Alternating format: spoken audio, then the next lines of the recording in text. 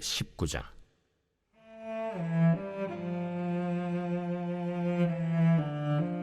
어떤 사람이 요압에게 아뢰되, 왕이 압살롬을 위하여 울며 슬퍼하시나이다. 왕이 그 아들을 위하여 슬퍼한다 함이 그날의 백성들에게 들리매 그날의 승리가 모든 백성에게 슬픔이 된지라. 그날의 백성들이 싸움에 쫓겨 부끄러워 도망함같이 가만히 성읍으로 들어가니라. 왕이 그의 얼굴을 가리고 큰 소리로 부르되, 내 아들 압살롬아, 압살롬아, 내 아들아, 내 아들아! 요압이 집에 들어가서 왕께 말씀드리되, 왕께서 오늘 왕의 생명과 왕의 자녀의 생명과 처첩과 비빈들의 생명을 구원한 모든 부하들의 얼굴을 부끄럽게 하시니 이는 왕께서 미워하는 자는 사랑하시며 사랑하는 자는 미워하시고 오늘 지휘관들과 부하들을 멸시하심을 나타내심이라. 오늘 내가 깨달으니 만일 압살롬이 살고 오늘 우리가 다 죽었다면 왕이 마땅히 여기실 뻔하였나이다. 이제 곧 일어나 나가 왕의 부하들의 마음을 위로하여 말씀하옵소서. 내가 여호와를 두고 맹세하옵나니 왕이 만일 나가지 아니하시면 오늘 밤에 한 사람도 왕과 함께 머물지 아니할지라. 그리하면 그 화가 왕이 젊었을 때부터 지금까지 당하신 모든 화보다 더욱 심하리이다.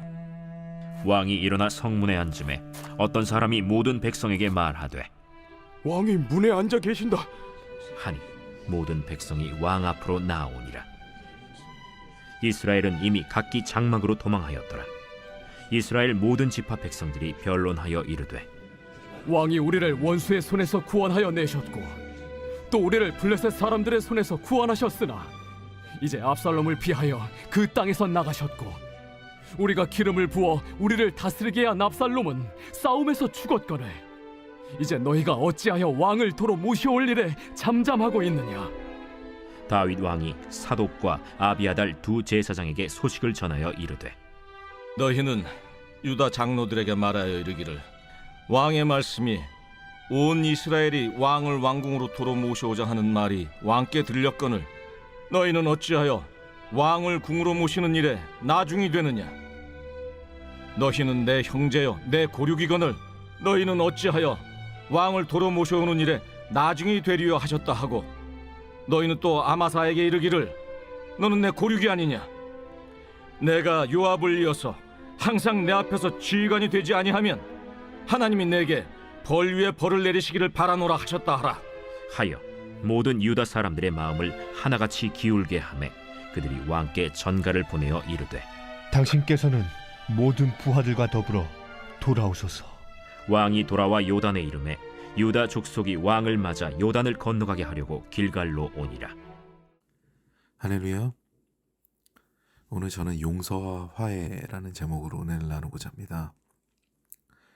압살롬의 쿠데타는요 성공적으로 진압이 되었고 다윗의 군대는 승리를 거뒀습니다.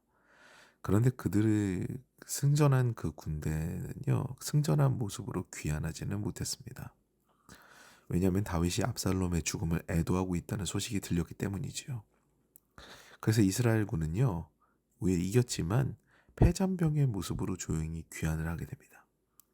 이 상황이 요압에게는 굉장히 못마땅한 일이 되었죠. 사실 다윗은 두 가지 마음이 있었을 겁니다.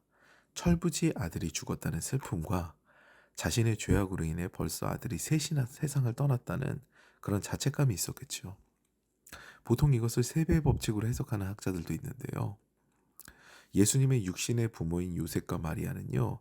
예수님이 12살이 된 유월절에 예수님을 데리고 성전에 올라갑니다. 그리고 고향으로 귀환하는 과정에서 하루 만에 예수님을 성전에 두고 왔다는 사실을 깨닫게 됐죠. 요셉과 마리아는요.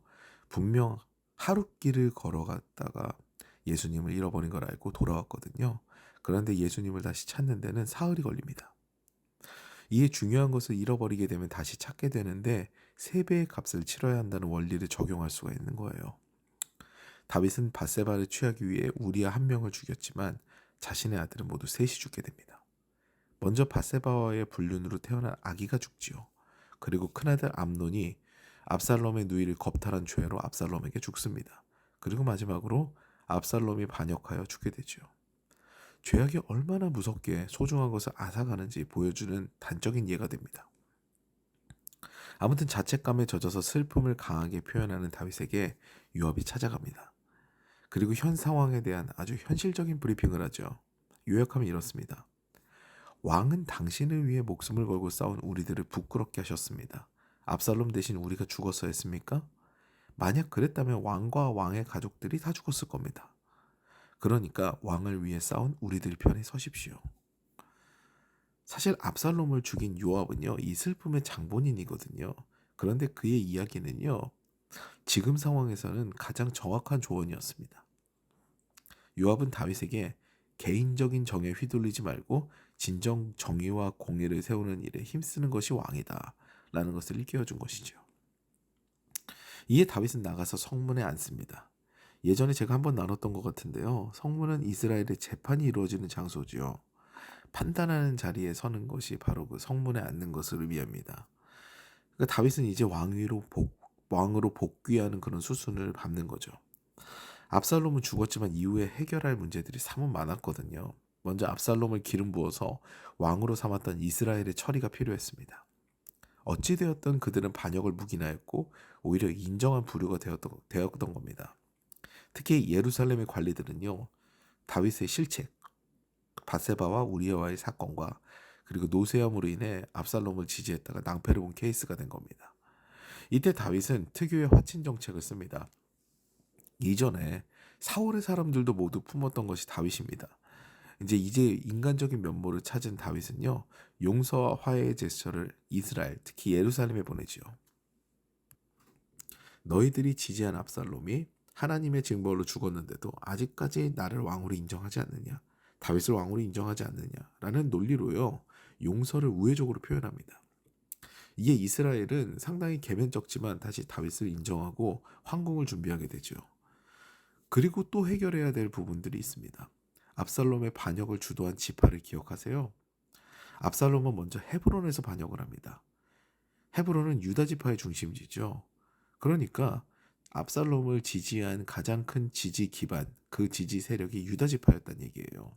다윗은 이렇기 때문에 이스라엘뿐만 아니라 유다 지파도 다시 품어야 되는 입장이 됐습니다.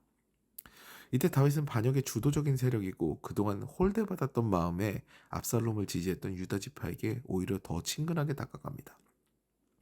너희는 내 형제요 고륙인데 어찌하여 나를 다시 인정하지 않느냐.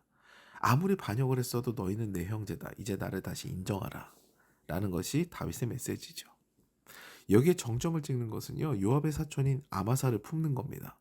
그는 반란군 총사령관이었거든요. 사실 죽여도 무방한 인물이었죠. 그런데 다윗은 이마저도 품습니다. 마치 예전에 사울의 군장이었던 아브넬을 거둔 것과 같은 일이 오버랩되죠. 이것은 다윗의 엄청나게 탁월한 리더십으로 우리는 볼 수가 있어요. 말만 안 했다 싶지 다윗은 이 모든 것을 자신이 책임진 겁니다. 반란의 주동자들과 동조자들을요, 모두 용서하고 화합하는 자리로 인도합니다.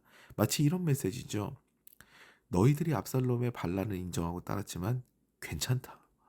그 반란은 하나님께서 예정하신 것이었다. 내가 어찌 그것으로 인해 너희들을 처벌하겠느냐. 나의 잘못으로 이루어진 일이니 너희들은 자유하라. 그러니까 이 다윗의 거룩한 용서는요, 이스라엘을 다시 하나 되게 만듭니다. 사랑하는 여러분, 하나님의 사람은요, 편가르기에 능하지 않습니다. 오히려 하나 되게 하고 화합하게 하죠. 요즘 우리 사회를 보면요, 편가르기가 심화된 것을 볼 수 있습니다. 지구촌만 봐도 그래요. 우크라이나와 러시아와의 전쟁이 장기화되면서 많은 이들이 고통에 빠져 있습니다. 무엇 때문에 편이 갈리고 싸움이 일어날까요? 용서가 없습니다. 처음에 내 욕심으로 시작했더라도요, 후에 용서가 없어요. 그리스도의 마음이 없는 겁니다. 내 뜻대로 내 욕심대로만 하고 굽히지 않고 서로 용납하지 않으니까요, 싸움이 더 나게 됩니다. 교회도 마찬가지입니다. 내 것을 주장하고 내 마음대로 욕심을 내면요, 그것은 화합으로 이루어지지 않습니다. 분열과 싸움으로 귀결되죠. 하나님의 사람은 어디서나 화평을 전하는 자이지 편가르고 싸우게 만들지 않습니다. 오늘도 말씀을 통해 삶을 돌아보고요, 나로 인해 화평이 전달이 되는 삶을 지향하며 그 은혜로 사랑받고 사랑하는 그런 인생길 걸어가시는 저와 여러분 되시기를 주님의 이름으로 축원합니다.